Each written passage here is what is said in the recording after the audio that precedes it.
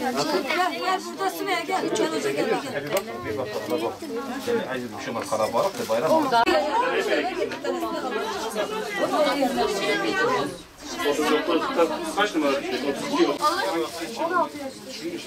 Tamam oluyor. 6 bir şey. Biraz da cime şansımız var mı?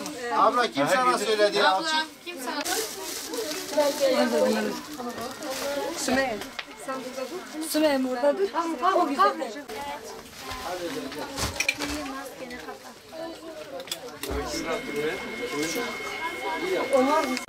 Sen gel. Sen de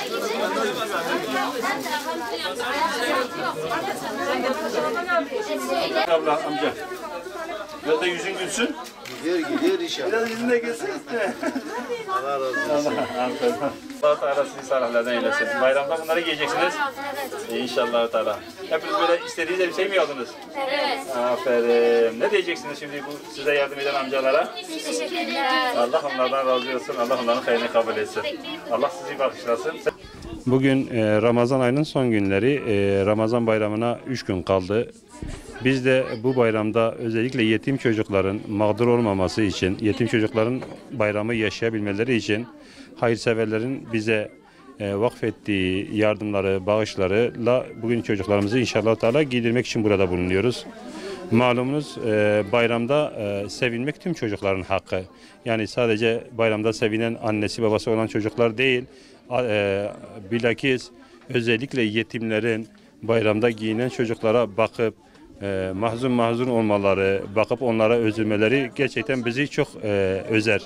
Ondan dolayı biz de bu çocukların özellikle bayramda diğer çocuklara bakıp da iç geçirmemeleri için hayırseverlerin bize verdiği hayırlarla bu çocukları inşallah Teala bugün itibariyle 300 taneye yakın çocuğu giydireceğiz burada. Bugün, yarın ve de diğer günkü programlarımızda bu var.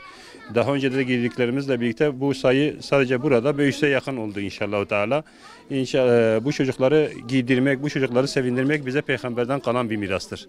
Biz Peygamber sallallahu aleyhi ve sellemin hayatına baktığımızda Peygamber sallallahu aleyhi ve sellem bir sözünde insanlar geriye emanet olarak bıraktıkları yetimler benim emanetimdir. Onlara sahip çıkmak benim özelimde, benim sorumluluğumdur diyor. Evet, bugün Resulullah sallallahu aleyhi ve sellem her ne kadar aramızda olmasa bile biz Resulullah sallallahu aleyhi ve sellemin ümmeti olarak, onun yolunu takip edenler olarak Resulullah'ın emanetini kendi emanetimiz biliriz inşallah Teala.